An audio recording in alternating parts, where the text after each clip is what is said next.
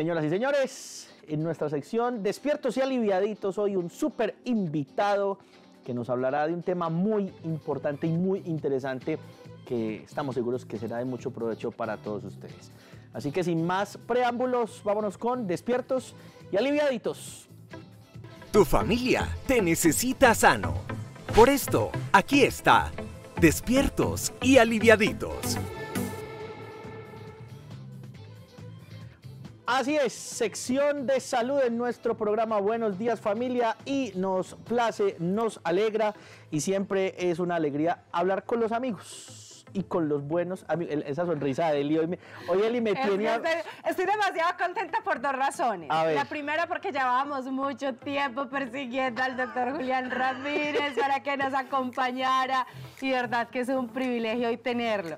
¿Y sabes cuál es la otra razón? ¿Cuál es la otra razón? Que yo usualmente me veo como una jirafa en esta silla, con nuestros invitados todos reduciditos en la otra, pero hoy me siento acompañada. Hoy estamos un invitado de altura. De altura, es un invitado de altura.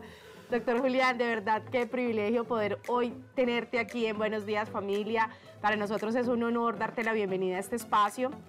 Quiero presentárselos. Él es el doctor Julián Ramírez, médico cirujano, internista y actualmente director del Hospital Alma Mater. Así que nos encanta poder tenerte hoy con nosotros, y lo mejor de todo es porque sabemos que vamos a hablar de un tema que te apasiona, que te diferencia, frente al cual incluso has escrito un libro maravilloso. Y sé que todo lo que trabajaremos hoy en Despiertos y Aliviaditos será de mucha edificación para nuestra gente linda. Doctor, bienvenido. Bueno, muchas gracias, muy buenos días. Muchas gracias, muy buenos días. Gracias por la invitación. Y gracias pues por todo el empeño en que este encuentro se haga posible también. Eso es de no desistir hasta que lo pescamos. Hasta que lo pescamos. Pues bien, vamos a hablar, Juli. Yo no soy capaz de decirle, doctor, yo no soy capaz. Perdone, la audiencia sabrá y entenderá. Vamos a hablar de medicina y espiritualidad. Dos exposiciones, dos maneras de ser, dos maneras de enfrentar la vida que aparentemente son incompatibles. Exacto. Porque sobre pretexto del saber científico se expulsó a Dios de las facultades, se expulsó a Dios del quehacer médico, del quehacer científico, y has descubierto y nos contarás cómo lo lograste para llegar a esa mezcla que de verdad funciona de forma perfecta. Pero así como de arranque, ¿quién es Julián Ramírez? ¿Vos quién sos? ¿Qué haces por la vida y por la patria? ¿A qué te dedicas? ¿Cuánto calzás?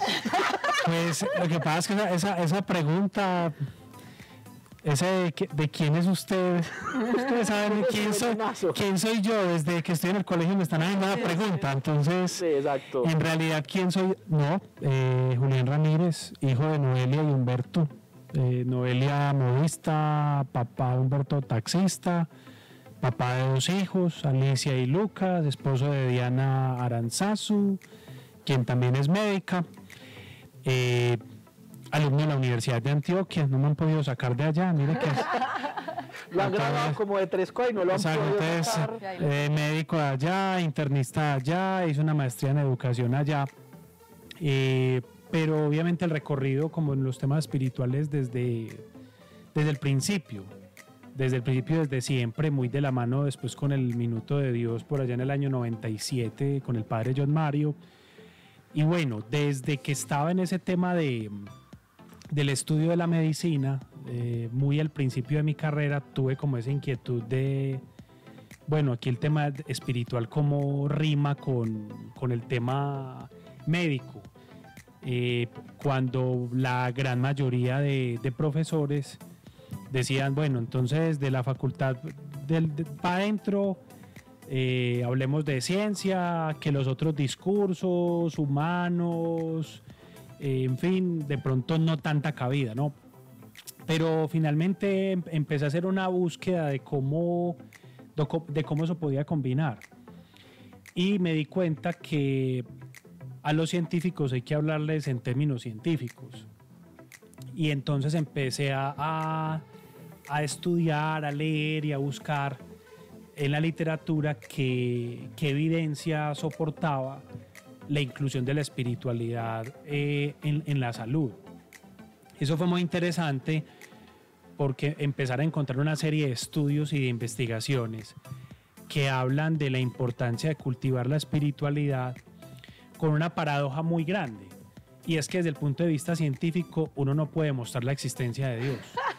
Entre otras cositas, ¿cierto?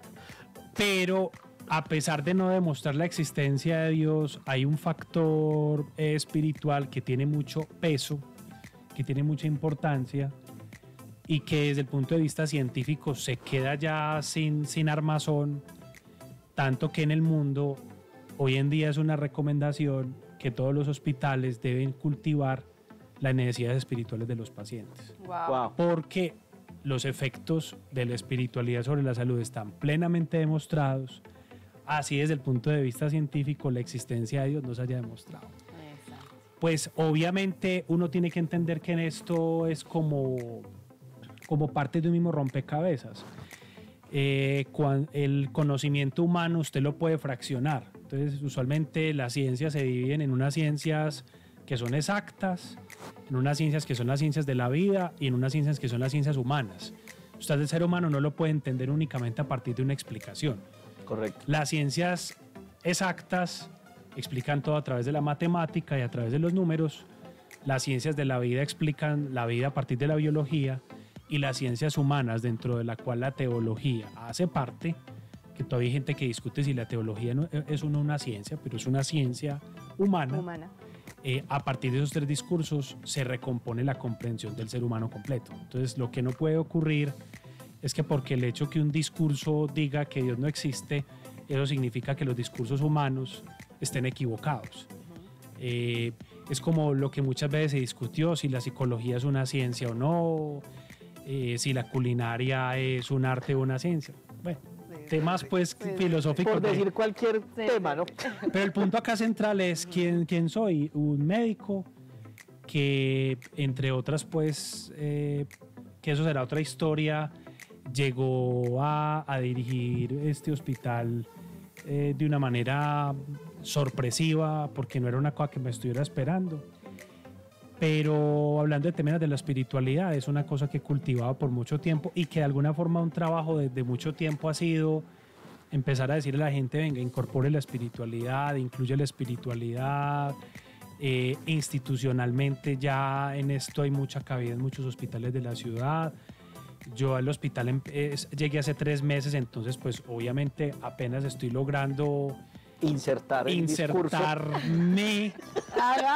Me quiera insertar el discurso, sino insertarme, trabajar dentro de, y obviamente en su momento pues tendremos oportunidad de hacerlo, pero el tema de la espiritualidad, los mejores hospitales del mundo tienen claro que este es un tema que es estratégico y los mejores hospitales del mundo saben que incluir esto hace parte de un capítulo muy grande de los hospitales, se llama la experiencia del paciente, es decir, cómo hacer sentir al paciente como en casa. Ese es el trabajo que hay que hacer. Es que de hecho, Juli, mientras yo te escucho, reflexiono en muchísimas cosas. Yo me he encontrado con profesionales de la salud que incluso se incomodan. Tú sabes pues que yo respiro a mi Dios hasta por los poros. Entonces, en diferentes momentos y diferentes procesos de salud que he tenido que vivir, cuando yo estoy en un proceso y después el resultado sale positivo, lo primero que yo digo es bendito sea Dios, qué bueno. Incluso en los momentos más complejos del acompañamiento en la enfermedad de mi mamá, era todo el tiempo decir, bueno, está bien, esta es la realidad, pero vamos a salir de la mano de Dios. Sí, doctor, qué bueno, gracias a Dios, estamos bien, gracias a Dios. Y me he encontrado profesionales de la salud que incluso se molestan.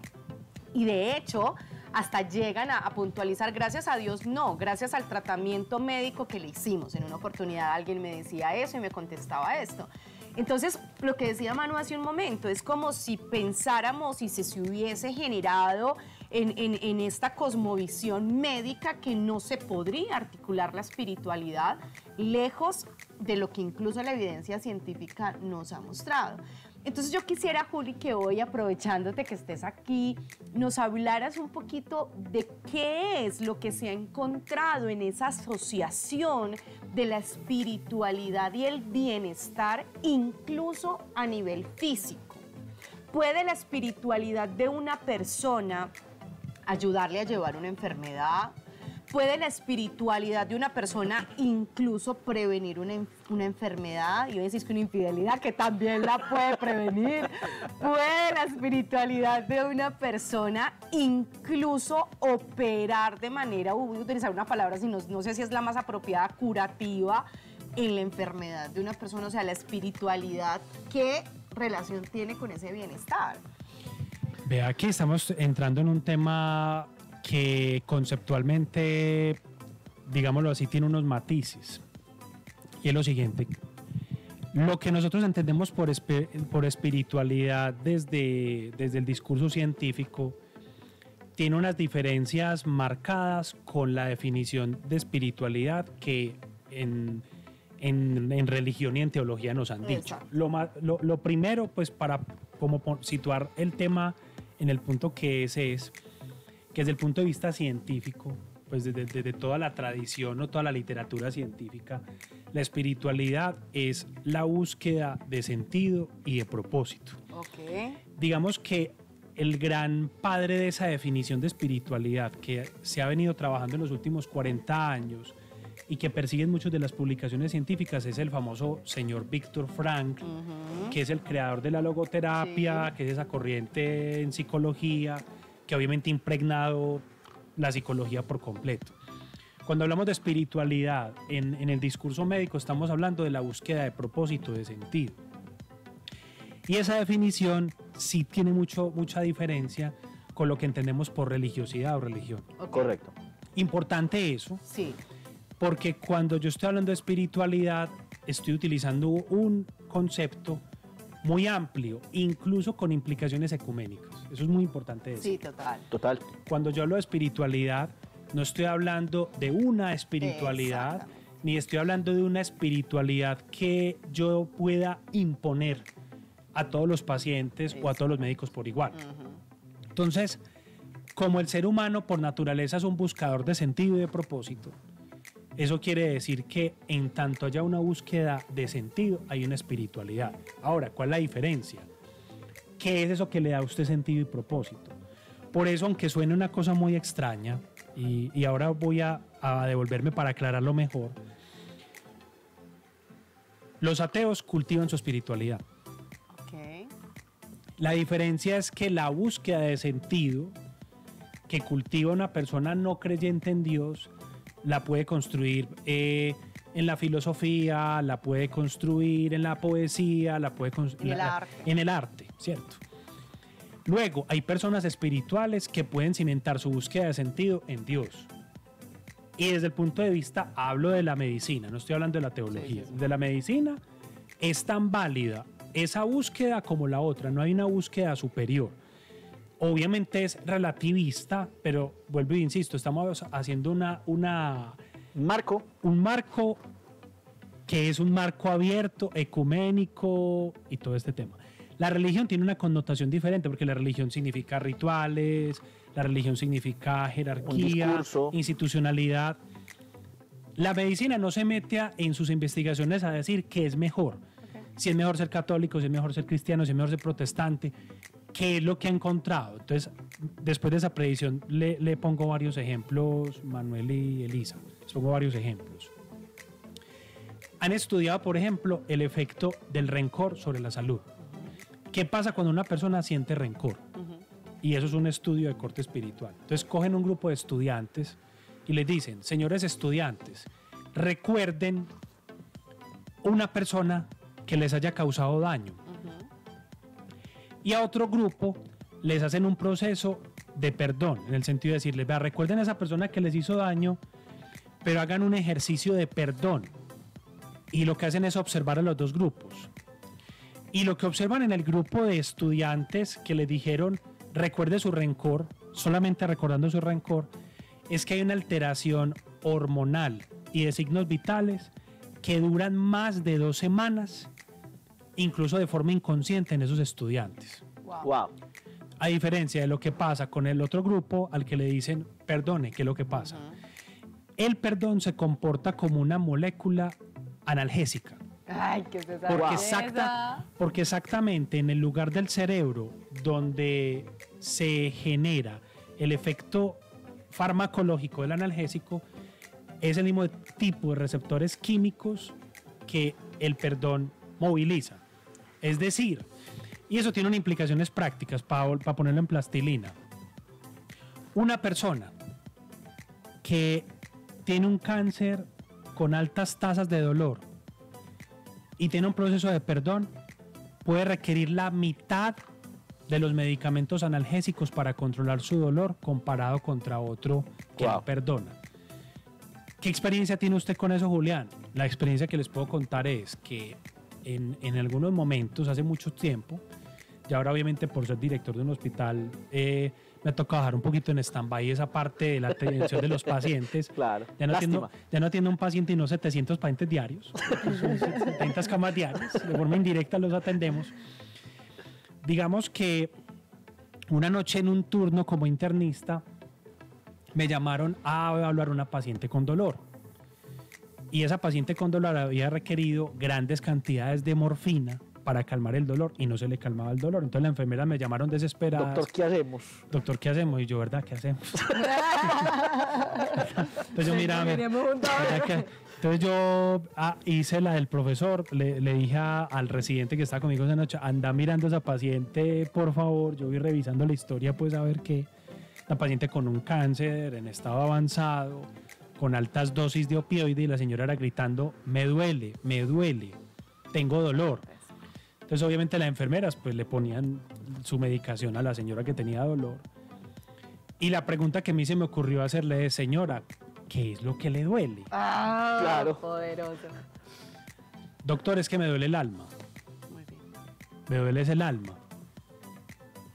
Entonces, obviamente, cuando usted dice me duele el alma, La morfina dice, no es para el alma. no, pues generalmente, Sí. generalmente no. ¿Por qué te duele el alma? ¿Cierto? ¿Por qué te duele el alma? Y me dice que lo que la tiene con dolor es que hay una hermana con la que había peleado hace 20 años, que no la había ido a visitar y con la que tenía algo pendiente para conversar. Entonces, claramente la intervención que había que hacer era muy diferente, era una intervención más de carácter espiritual, por así decirlo. Y en su momento nos sentamos a conversar un poquito, darle un momento pues como de escucharla. Y que afortunada, entre otras cosas, haber dado con este médico al María. Ay, bendito María, sea por mi Y Dios. Dios. afortunadamente que esa noche era una noche más o menos tranquila, entonces dio hasta tiempo para sentarme Para entretenerse un ratico. Tampoco es que haya que sentarse mucho tiempo. Sí, La gente piensa pues que usted, no, una escucha honesta de 5 o 10 minutos pueden hacer la diferencia entre la vida y la muerte de una persona. Así es. Y entonces pasó eso, o sea, simplemente esto, y finalmente al día siguiente, como vi que el tema pues era un tema de mucho calado, que sí requería pues una persona que se sentara y la escuchara, pues contactamos a uno de los psicólogos de la institución. Venga, esta persona tiene este atranque, es un sufrimiento espiritual, lo cual también es después hablaríamos de eso. El sufrimiento espiritual es una enfermedad reconocida en la literatura. Wow, qué bonito. Es una enfermedad reconocida en la literatura, es un sufrimiento que no es físico ni emocional. Wow. Y eso tiene unos criterios diagnósticos, y eso tiene un abordaje Tratamiento. terapéutico y toda la cosa. Total, esta señora está en un estado de sufrimiento espiritual que la historia resumidamente es cuando esa persona se sintió escuchada, cuando hizo un proceso de sanación espiritual, redujo en la mitad sus requerimientos de morfina en el día. Y eso lo pude ver. Wow. Pero no solamente lo pude ver, eso está publicado. O sea, no es que yo esté diciéndole a la gente, hey, no. Los médicos de cuidados paliativos bien saben que cuando un paciente está en sufrimiento espiritual, el hecho de tener sufrimiento espiritual duplica las necesidades de opioides, y la primera causa de dolor no controlado, incluso el crónico, es el sufrimiento espiritual. O sea, esto está científicamente Registrado. sustentado. Sí. No es un invento porque el doctor Julián es muy romántico y muy espiritual y quiso Gracias, decirlo. No. O Y es sea, muy lindo. hay investigación al respecto. Estamos hablando de un tema que en el libro está soportado esa literatura, porque una de las primeras cosas que consideramos fue, si vamos a hablar de este tema, hablemoslo pues con seriedad. Y con el sustento que debe ser. No simplemente desde la doxa, desde la opinión, desde que yo creo, no, yo sí creo, pero naturalmente más que creer o no creer es que, insisto, las investigaciones no demuestran que Dios existe, pero las investigaciones demuestran que cultivar la espiritualidad tiene efectos en la salud. Exacto. En todo, usted me decía, Elizabeth, para prevenir enfermedades también hay estudios que muestran que los adolescentes que cultivan su espiritualidad tienen menos riesgo de drogadicción, menos riesgo de promiscuidad, menos riesgo de conductas riesgosas para la salud, por así decirlo. Exacto. O sea, la espiritualidad tiene un factor protector, eso está demostrado. La espiritualidad en los distintos estudios ha demostrado ser un mecanismo muy eficaz de recuperación de las adicciones y de prevención de recaídas. Es decir, un paciente con una adicción tiene menos probabilidad de recaídas cuando cultiva su espiritualidad. Hay estudios en embarazo, hay estudios en parto, hay estudios en pacientes con enfermedades crónicas. Hay más de 50.000 referencias en los últimos 20 años que muestra una asociación positiva entre cultivar la espiritualidad y unos mejores desenlaces en salud. La gran pregunta es, ¿por qué la espiritualidad es efectiva? Hay teorías que apuntan más a unas variables fisiológicas que se dan en el cuerpo humano, unos efectos además apreciables. Y Medibles, observables, sí, cuantificables. estamos hablando de cosas medibles y observables. Dentro del universo de terapias espirituales, ¿cuáles son las que tienen más evidencia científica? Específicamente las que tienen que ver con la oración y con la lectura de textos sagrados. Practicar la meditación cotidiana entre 5 y 10 minutos reduce el riesgo de enfermedades cardiovasculares. Wow. Demostrado. O sea, no estamos, le digo, no estamos hablando acá, es que Sí. Julián piensa, Julián cree, Exacto. porque es que Julián es creyente, claro, es de minuto. No, yo invito a los médicos y al personal de la salud que me Que ve. conversemos del tema. Sí, no, y que lo Que lea. revisen que la revisen. literatura. Y que se lea el libro para que dé cuenta que es que Exacto, no y ese estamos es hablando. un muy buen punto de partida que ahorita nos vas a decir dónde lo encontramos. Eso, entonces, por ese lado, bueno, Julián, ¿por dónde comienzo? Si yo soy un paciente Pero que Julián estoy está en el enfermo, que se pregunta Él él. mismo se Él se entrevista, pregunta es y una nosotros maravilla. lo vemos. pero bueno, Nos encanta. ¿por dónde podemos comenzar? Bueno, muy bonito, ¿cierto? Pero ¿por dónde comenzamos? ¿Cierto? ¿Por dónde comenzamos? Entonces resulta que la corriente espiritual que más evidencia tiene es la que llaman conciencia plena. Eso te iba a preguntar, era una pregunta de las que tenía acerca precisamente del mindfulness que veo que está cogiendo tanta fuerza actualmente. Y que tiene muchos detractores, pero por ignorancia.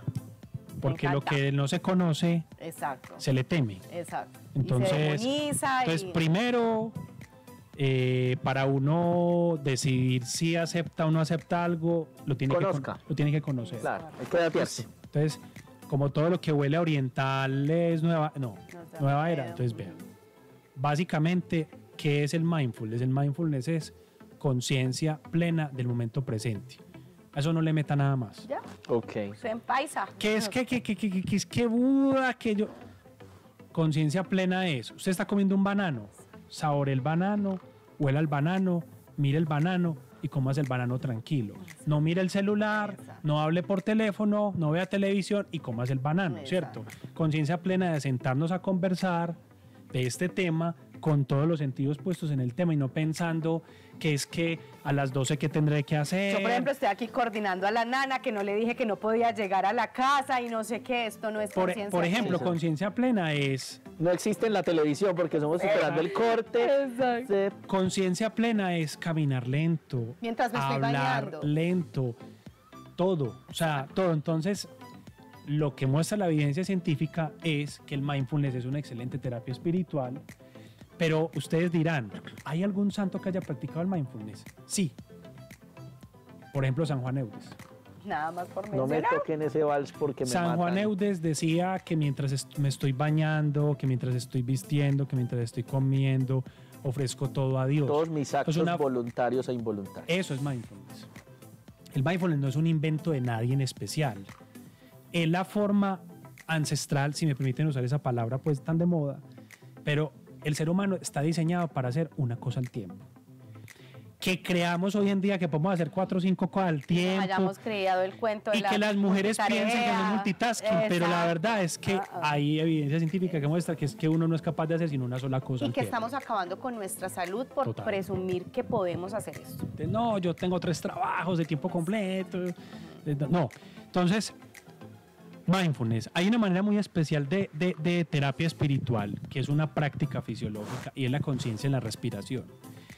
Hay muchas formas de oración, específicamente invocación al Espíritu Santo, por ejemplo, que pueden emplear el ejercicio de la conciencia de la respiración. La respiración sí es clave, porque obviamente hay una reacción fisiológica que se llama el estado de relajación, donde usted, después de respirar profundamente, logra inducir un cambio fisiológico en el cuerpo, y eso está completamente estudiado, y se necesita por lo menos 10 minutos diarios.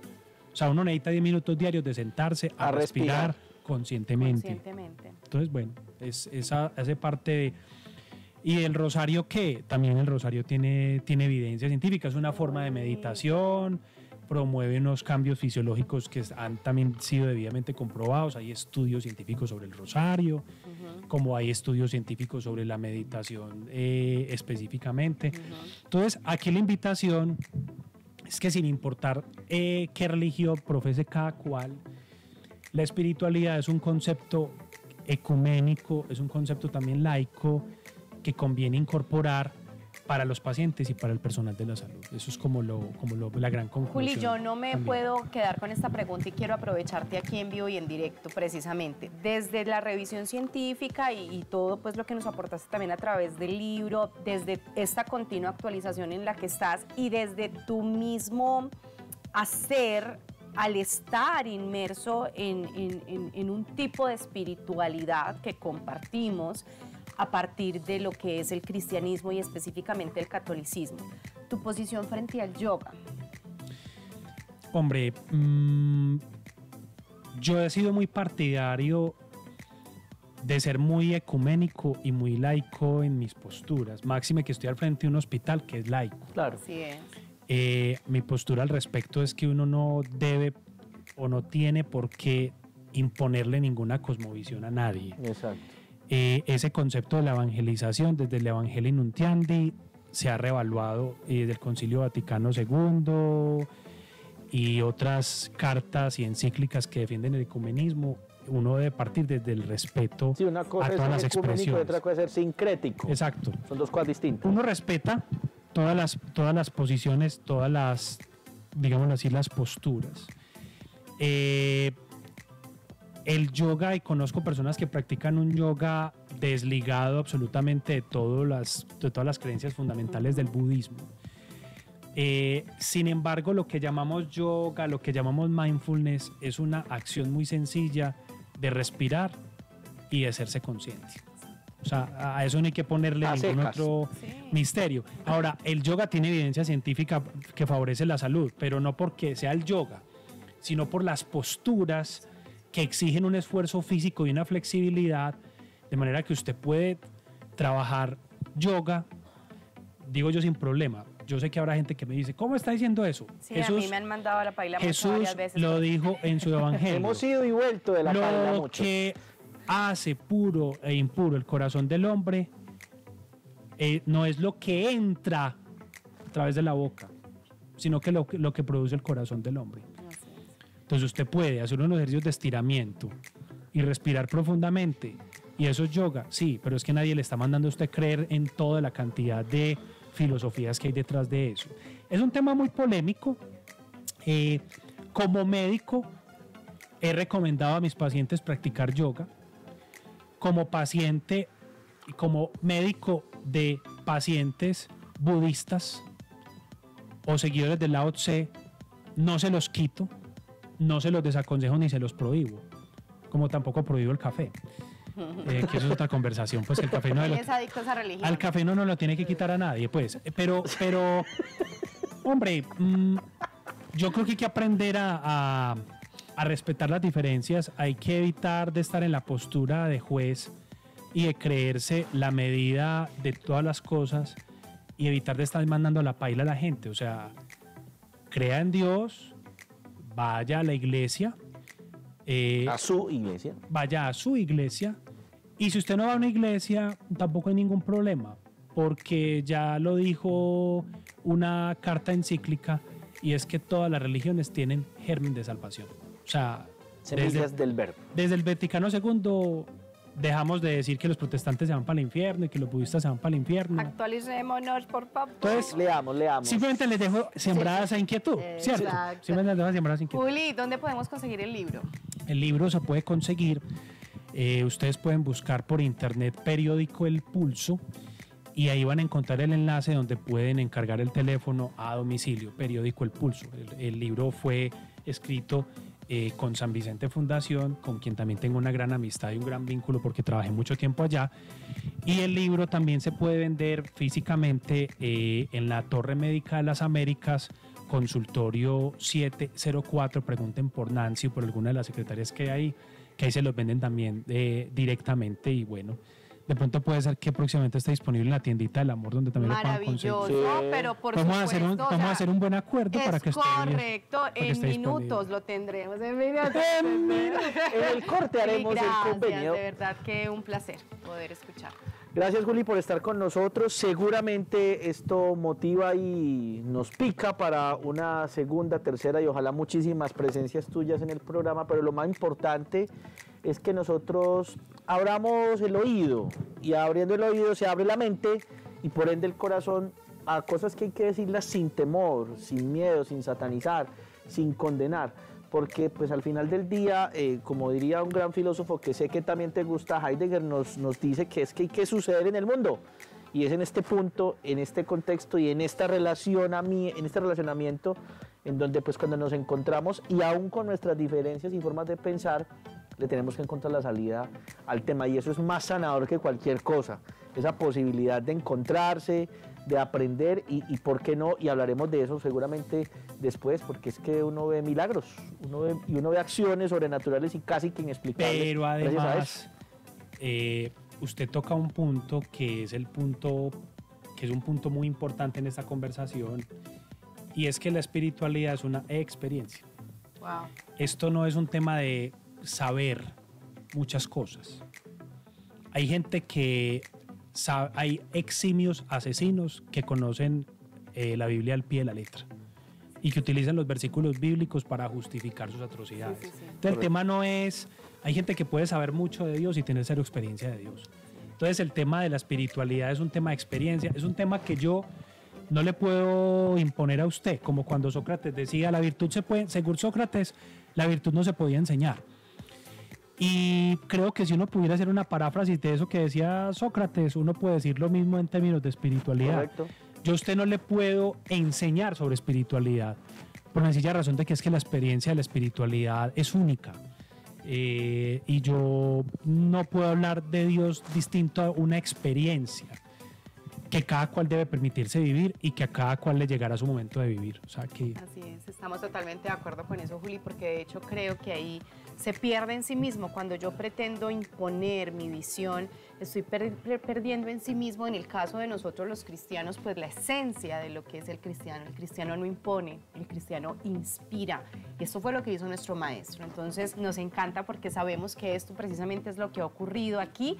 Hemos sido inspirados por todas tus palabras, no solamente para nosotros, los cristianos de a pie, como decimos, sino también para todos los profesionales de la salud que al escucharte se dan cuenta de que poder confluir con esa cosmovisión del consultante, del paciente, del usuario, de una institución a nivel salud, tiene una implicación muy positiva precisamente para ellos. Entonces, gracias. Les invito por favor para que sigan al Dr. Juli, @JulianRamírezMD. Él allí constantemente nos está compartiendo píldoras precisamente para vivir esa espiritualidad, un sinnúmero de reflexiones que nos llevan a eso, al contacto con nuestro ser interior y que se pueden aplicar en tantos ámbitos de nuestras vidas. Así que @JulianRamírezMD. Ahí aparece en pantalla. JulianRamírezMD. Bueno. Bueno. Quisiéramos que se repitiera esta haciendo hambrecita porque sigue haciendo hambrecita, pero no, vamos a hacer una pequeña pausa y regresamos para estar en interacción con ustedes aquí en Buenos Días, mi gente. Ya volvemos. Estamos en Buenos Días Familia. Ya regresamos.